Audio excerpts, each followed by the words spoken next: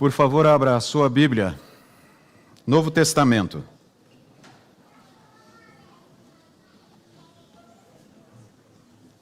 E eu quero convidar você que está em casa, nos assistindo, nos acompanhando, que também abra a sua Bíblia e participe conosco desse momento de adoração. O texto que nós iniciamos nesta manhã a meditação está em Mateus, capítulo 13, e versículo 14.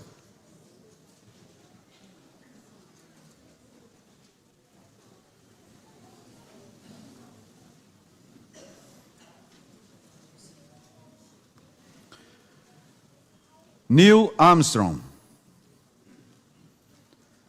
25 anos depois de se tornar a primeira pessoa a caminhar sobre a Lua, Neil Armstrong escreveu uma nota de agradecimento à equipe criativa que projetou o traje espacial que ele usou, chamado de Unidade de Mobilidade Extraveicular, ou UMI, no qual ele deu os passos históricos, chamando o seu traje de nave espacial mais fotografada da história e brincando com o fato de que ela fora tão bem sucedida em esconder da vista seu ocupante feio. Armstrong agradeceu a turma da UMI, no Centro Espacial Johnson, pelo traje resistente, confiável e, segundo ele, quase fofo, que havia preservado sua vida. E enviou-lhes o seu agradecimento,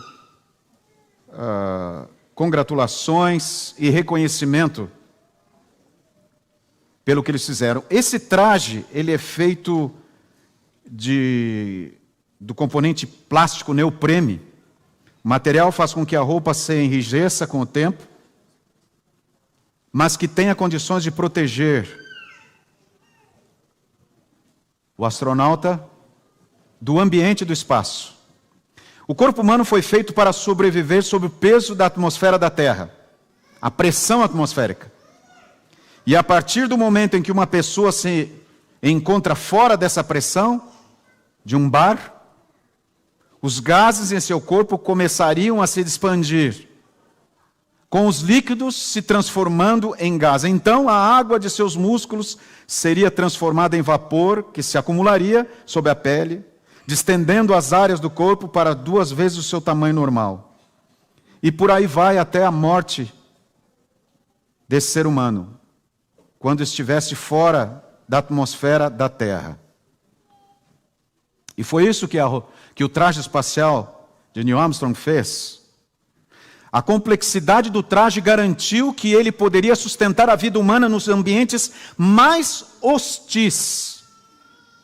Calor e frio extremos que existem nesse ambiente da viagem. Radiação, micrometeoritos e as ameaças dos cortes por rochas afiadas. Tudo teve que ser levado em consideração quando essa equipe preparou esse traje.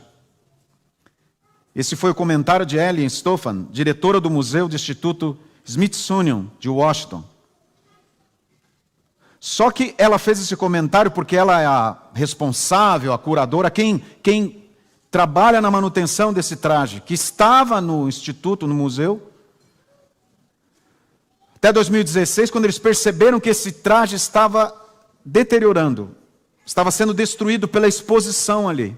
Eles levaram então o traje para um lugar reservado, contrataram uma equipe especializada, inclusive alguns que fizeram parte dessa equipe que confeccionou o traje, angariaram fundos para conseguir reparar o traje e preservá-lo mais um tempo. E a preocupação deles é que o traje tivesse em condições de ser exposto em 2019, quando faria aniversário da chegada do homem à Lua e do momento em que Armstrong pisou no solo lunar. Não sabiam se conseguiriam, mas tudo foi feito e lá foram eles expor o traje, porque conseguiram preservá-lo, e ele está exposto lá em Washington, no Museu do Instituto Smithsonian.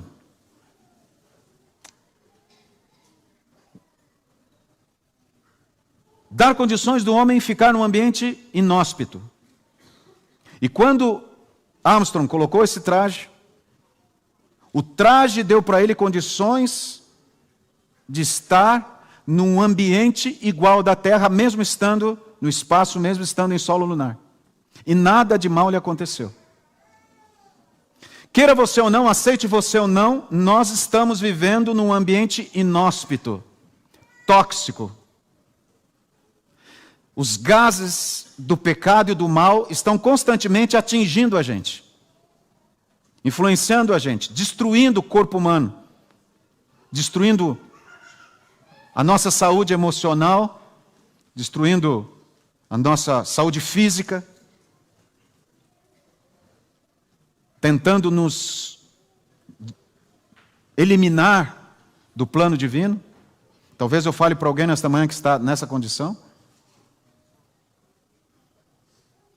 Mas uma coisa interessante, esse traje, e está aí o traje de Neil Armstrong, ele foi capaz de proteger o astronauta quando esteve nesse grande momento de chegada à Lua e na sua caminhada na Lua, mas ele não tem condições de resistir ao tempo e às situações deste mundo. Mas eu quero te falar de um processo que te traz muito maior proteção do que o traje de Neil Armstrong. Mesmo que você não seja considerado um astronauta ou em condições de usar uma roupa tão cara e tão importante como essa, você tem algo muito mais. Eu quero que você agora, por favor, olhe para a sua Bíblia que está aberta em Romanos capítulo 13. Esse é o astronauta brasileiro, né? Ou cosmonauta, porque saiu da Rússia. Eu falei Mateus, desculpe, é Romanos. Eu acho que fiquei tão encantado com o traje do Armstrong que eu já estou mudando os textos aqui. Então eu espero você chegar em Romanos. Aliás, eu falei alguns dias atrás que o Marcos Pontes deu um testemunho que quando ele veio do espaço, ele ficou 10 dias lá, ele trouxe sequelas que até hoje estão trazendo sérios problemas para ele. Inclusive, ele disse que está ficando surdo. Ele já vai fazer, me parece, a 3ª ou 4ª cirurgia, e essa agora será do implante de um aparelho, parece que vai ser colocado no crânio dele para que ele possa ouvir, porque ele não está conseguindo mais ouvir. E outros astronautas que vêm de lá têm problemas cardíacos, alguns contraem câncer e por aí vai, né? Nem a roupa é capaz de protegê-los disso aí. Mas vamos lá, agora sim, Romanos 13. O capítulo e o versículo são os mesmos, mas mudou o livro. Romanos capítulo 13, a palavra de Deus diz assim: mas revesti-vos do Senhor Jesus Cristo, e nada disponhais para a carne no tocante às suas concupiscências. O que Paulo está querendo dizer para nós aqui é: existe uma maneira de você ser protegido da contaminação tóxica desse mundo de pecado. E não existe outra maneira. Você está exposto a isto, todos nós. Você, não importa a tua origem, não importa a tua conta bancária, não importa de onde você veio. Você está exposto a isso. Mas Deus te dá muito mais do que um traje espacial. Ele te dá o poder de quê? De ser revestido. De vestir as vestes, de ter as vestes de Jesus. De ser coberto pelas vestes de Cristo. E isso, Paulo diz, e a palavra de Deus nos aconselha, para quê? Para que a gente não se disponha às nossas tendências, às nossas concupiscências. Quer dizer, sem esse traje, sem essas vestes, nós fatalmente estaremos expostos a essa toxicidade do pecado, que já está em nós. Mas as vestes de Jesus não só nos protegem, mas elas nos curam. E o que faz isso? Ele nos dá o direito dessa escolha. Agora, algo que eu escutei essa semana que me impressionou: cada escolha é uma renúncia. De um autor desconhecido. Quando você escolhe, você está renunciando a alguma coisa. E nós, quando escolhemos vestir as vestes de Jesus, nós precisamos renunciar às nossas próprias vestes, que são contaminadas pelo pecado e trazem a marca do pecado e são tóxicas para nós.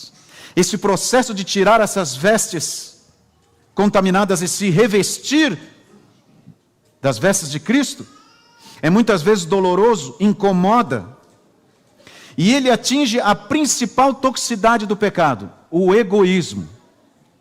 O egoísmo é a marca que Satanás tentou implantar no céu e Deus não permitiu. Mas o egoísmo, ele foi trazido aqui para esse planeta e infelizmente foi aceito pelo primeiro casal que recebeu essa influência egoísta. Nós vivemos num mundo egoísta, queridos. E o egoísmo da sociedade, ele tem se alastrado cada vez mais e tem se manifestado cada vez mais, e infelizmente entre nós. E o egoísmo é algo que não precisa de esforço de nenhum que está aqui. Não importa a nossa idade, até de uma criança. Nós já trazemos isso. E a nossa luta. E se nós não formos revestidos pelas vestes de Jesus, nós não seremos limpos disso, e curados disso, e protegidos dessa influência. Só que para essa escolha de vestir as vestes de Jesus, nós precisamos renunciar. E agora eu quero avançar com você para um momento muito especial para a gente entender como isso acontece. Volte comigo para o Antigo Testamento, para o livro de Êxodo, capítulo 33.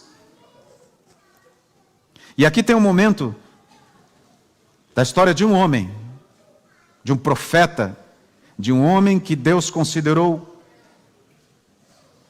de grande importância nos seus planos de resgatar o seu povo, Moisés. E aqui a palavra de Deus diz no capítulo 33, a partir do verso 17: Disse o Senhor a Moisés: farei também isto que disseste, porque achaste graça aos meus olhos, e eu te conheço pelo teu nome. Amém, aleluia. Você sabia que Deus conhece você pelo teu nome? Deus conhece você pelo teu nome, não só isso, Deus conhece os detalhes da tua vida. E diz o contexto aqui: então ele disse: rogo-te que me mostres a tua glória. Moisés estava tão próximo de Deus, andava tanto com Deus, ouvia Deus, que ele disse: eu quero ver a tua glória. Mas o que é a glória de Deus?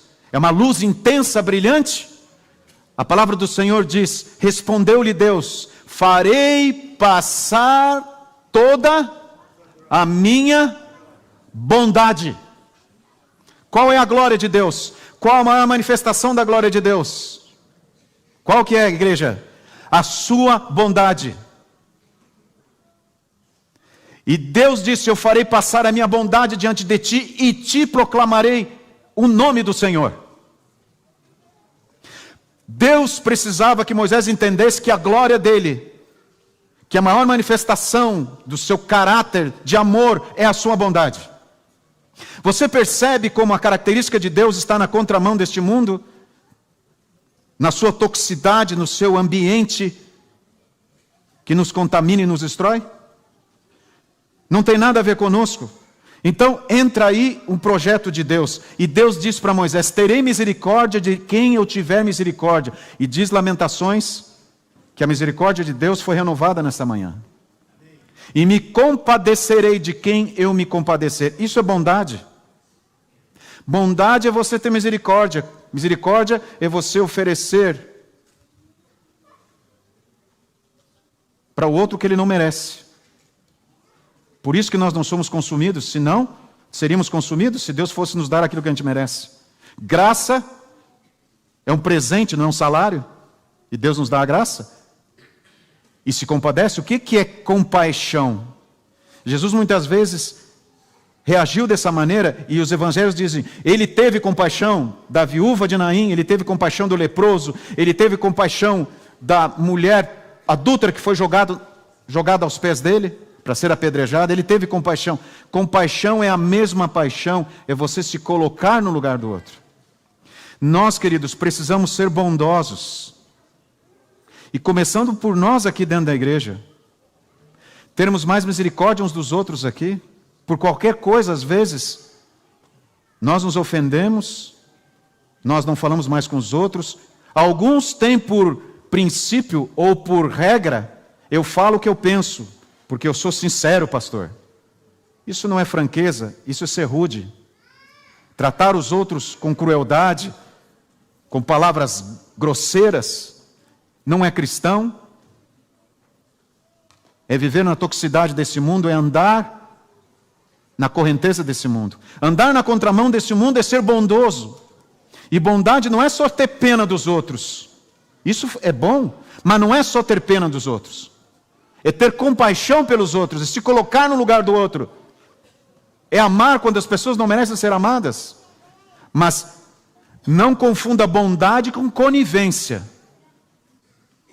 Bondade não é conivência. Você pode entender isso? Bondade é coerência. Coerência é você amar o pecador, mesmo que você não concorde com o pecado. Você não está sendo conivente, você não está dizendo, o que você faz está legal, é aquilo que um pai faz para o filho, você não está fazendo certo, você não vai poder fazer assim. Ah, mas eu quero colocar o dedo na tomada, o pequenininho vai com o dedo, não, você não vai pôr, por bondade eu não vou deixar você fazer isso, você está errado, mas eu te amo. Você pode amar o pecador, mesmo odiando o pecado, é isso que Deus faz. Deus na sua bondade foi até Caim e falou, Caim, o que você está fazendo? Caim, o pecado jaz à tua porta, filho. A ti compete fazer o quê? Dominá-lo. E Deus falou para Caim com bondade o quê? Se procederes bem, vai receber a recompensa. Agora, se procederes mal, e na bondade de Deus ele não aceitou a oferta de Caim. Uau! É assim que funciona? É assim. E alguns estão confundindo bondade com conivência. Nós temos que ser bondosos mesmo quando nós discordamos das pessoas. E hoje, nesse universo que a gente tem por aí, que nos rodeia, nós somos incentivados a usar os ambientes virtuais para despejar nas pessoas a nossa raiva, o nosso ódio. Essa é a toxicidade desse mundo. Mas em nome de Jesus nós precisamos ser transformados e termos as vestes de Jesus. É isso que a palavra de Deus diz. E é isso que Deus quer para você nessa manhã. Por favor, agora vamos para o Novo Testamento, Colossenses capítulo 3. Versos 12 a 14. Olha o apóstolo agora nos completando essa mensagem, esse conselho. E esta fórmula de restauração, é isso. De transformação, de proteção. Colossenses capítulo 3, versos 12 a 14.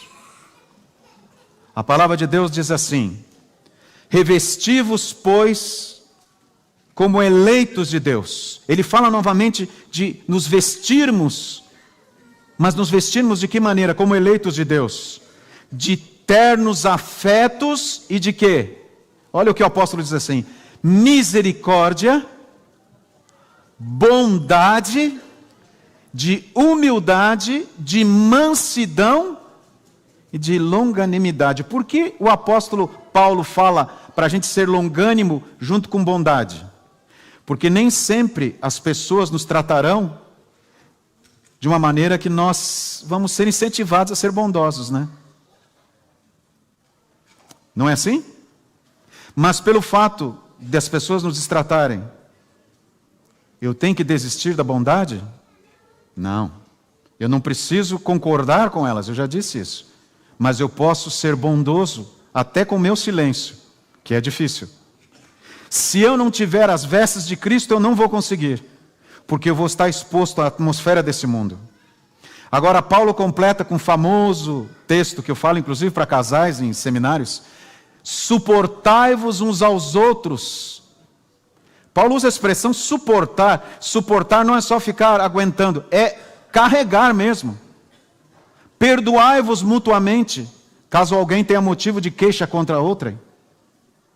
Ele fala sobre suportar e sobre perdoar. E aí ele continua: assim como o Senhor vos perdoou, assim também perdoai vós. Acima de tudo isto, porém, esteja o quê? Acima da bondade, da misericórdia, do perdão, esteja o quê? O amor, que é o vínculo da perfeição.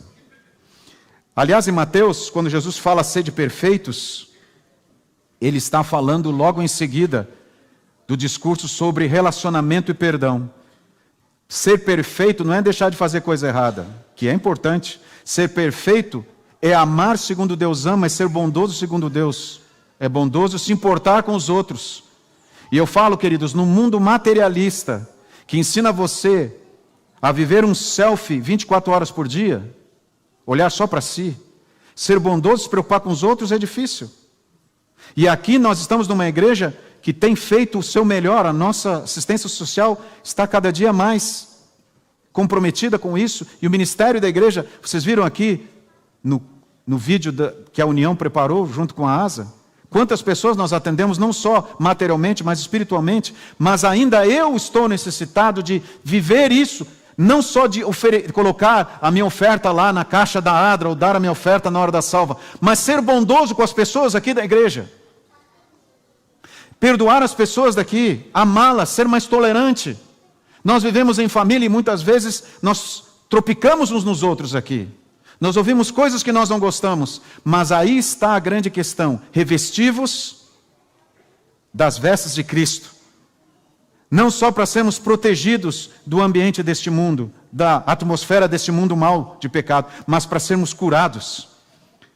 Um escritor, Brennan Manning, no seu livro Assinatura de Jesus, ele diz: no despertar do século 21, o que separa os comprometidos dos não comprometidos é a profundidade e a qualidade do amor por Jesus. Você quer ser revestido com essas vestes de Jesus? Se comprometa com Jesus. Ande mais com Jesus. Fale mais com Jesus. Ore mais. Porque essas vestes, elas só são ativas e funcionam quando elas são colocadas pelo próprio Jesus e quando você escolhe recebê-las. E por escolher recebê-las, você abandona outras vestes. Dizem que essa frase é de William Shakespeare, mas isso aqui tem muito a nos ensinar. Atiramos o passado no abismo, mas não nos inclinamos para ver se está bem morto. Alguns aceitaram Jesus e até foram batizados aqui nesta igreja ou outra igreja, mas continuam trazendo consigo as vestes da humanidade tóxica. Não permitem que as vestes de Jesus prevaleçam. Sermos bondosos é necessário. Mas aqui, para nós nesta manhã, a bondade precisa ser entendida. E ela tem que começar entre nós aqui nesta igreja, na sua família. Maridos com esposas, esposas com maridos, pais com filhos, filhos com pais. Ezequiel capítulo 16, verso 49. A palavra de Deus diz assim: eis que esta foi a iniquidade de Sodoma, a tua irmã. Olha só para essa comparação que o profeta Ezequiel fala. Soberba, fartura de pão e próspera tranquilidade teve ela e suas filhas. Sodoma e as cidades que estavam em volta dela ali, que foram influenciadas por ela. Agora, o que diz o profeta? O que fala Deus? Mas nunca amparou o pobre e o necessitado. Você percebe uma semelhança com esse mundo que a gente está vivendo hoje? Fartura que nós temos hoje, aqui no Brasil principalmente. Os recursos que nós temos hoje. Soberba, né? Próspera tranquilidade. Mas nós cada dia mais menos amamos os outros, ou menos nos interessamos pelos outros. E eu não estou falando para você sair fazer um evento social comunitário, pode até fazer, isso é importante, mas estou falando para você aqui dentro da igreja. Amar quem está aqui e se vestir da roupa de Jesus para amar essas pessoas. Diz Deus: foram arrogantes e fizeram abominações diante de mim, pelo que eu, vendo isto, as removi dali. Eu quero ler o último texto desta manhã. Está no Novo Testamento, no livro de Tiago, capítulo 4, verso 17. Tiago está depois de Hebreus, um pouco antes de Pedro, de João, de Apocalipse. Você pode ir lá para o fim, Apocalipse, e voltar algumas páginas. E aqui nós devemos avaliar com muito cuidado essa frase que Deus nos traz nesta manhã, com tudo aquilo que ouvimos. Não há desculpa, não há justificativa para perdermos o céu. Só irá perder a salvação quem quiser perder a salvação. Quem se esforçar para perder a salvação. Porque Deus está fazendo de tudo para nos salvar. E Ele já proveu as vestes de Jesus para nos proteger e para nos curar. Portanto, aquele que sabe que deve fazer o bem e não o faz, nisso está pecando. Maltrata a esposa, maltrata o esposo, põe a sua roupa de adventista e vem para a igreja no sábado e acha que está tudo bem.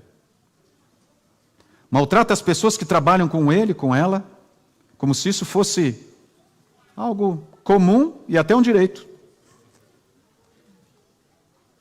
Maltrata as pessoas aqui na igreja, mal cumprimenta. Quando chega meio-dia em casa, é o rodízio de pastor. Começa pelo pastor, depois vai pelos outros, geralmente outros líderes da igreja. E às vezes a gente pergunta, pastor, por que os meus filhos não estão mais na igreja? Porque ouviram você falar tão mal dessa igreja que não quer nem chegar mais perto dela. Desculpe, mas essa é a realidade de muitos aqui. Nós precisamos nos vestir das vestes de Jesus.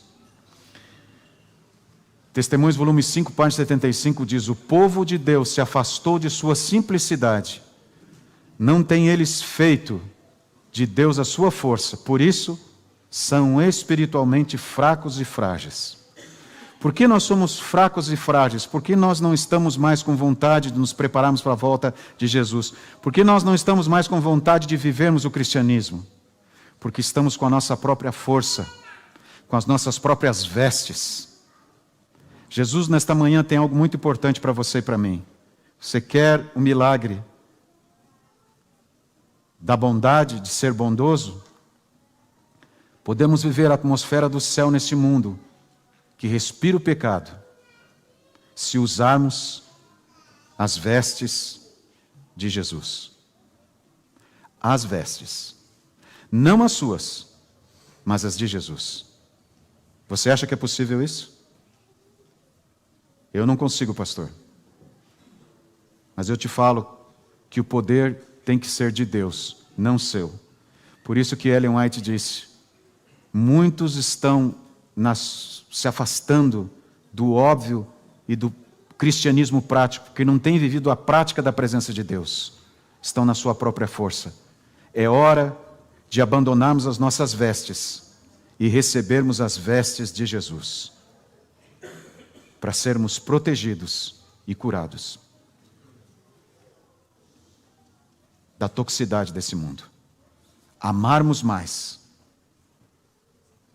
perdoarmos mais, sermos mais bondosos, termos misericórdia. Se soubermos disso e não fizermos, somos responsáveis. Que Deus abençoe você. Viva vestido das vestes de Jesus. Seja bondoso para com todos. Amém. Bruna.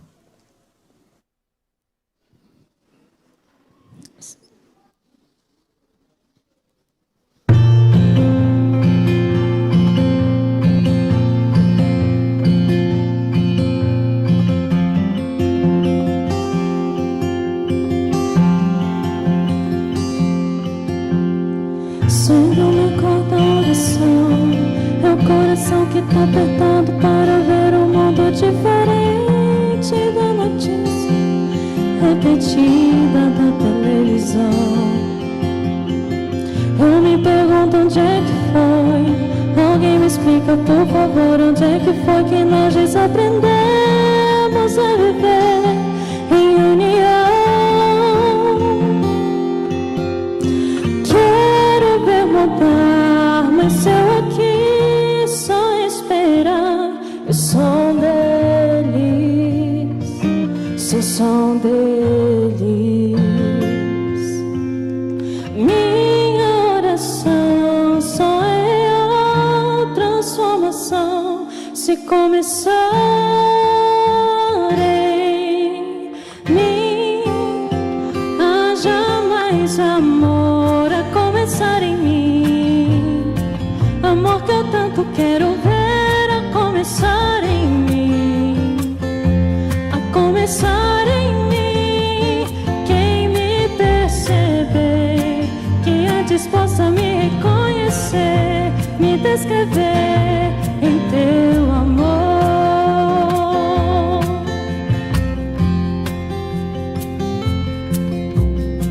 E se tivesse mais perdão, se ao invés de apontar em tantos erros fossem estendidos mais abraços, mais olhares de aceitação, se não mais tanto tempo em vão, se não sou bem mais precioso, não voltasse quando pra ouvir, pra entender o meu irmão. Posso até sonhar, mas se eu aqui só esperar, eu sou deles, sou som deles. Minha oração só é a transformação. Se começar em mim, haja mais amor a começar em mim. Amor que eu tanto quero ver a começar em mim. A começar em mim. Quem me perceber, que antes possa me reconhecer, me descrever em teu amor.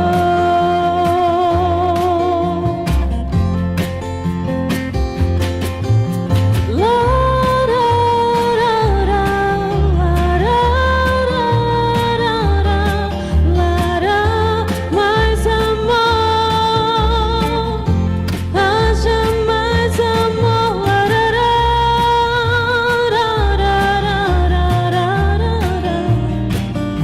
Mais amor em mim. Haja mais amor a começar em mim. Amor que eu tanto quero ver a começar em mim. A começar em mim. Quem me perceber, que antes possa me reconhecer, me descrever em teu amor.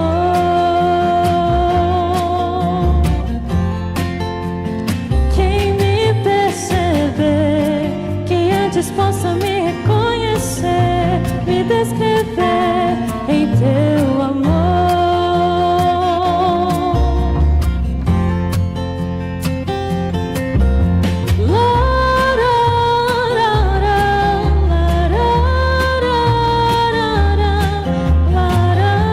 Mais amor, haja mais amor.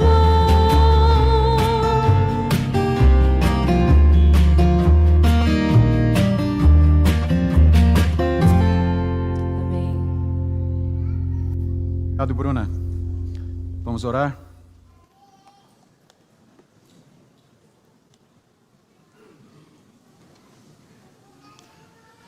Querido Pai, a Tua misericórdia foi renovada nesta manhã.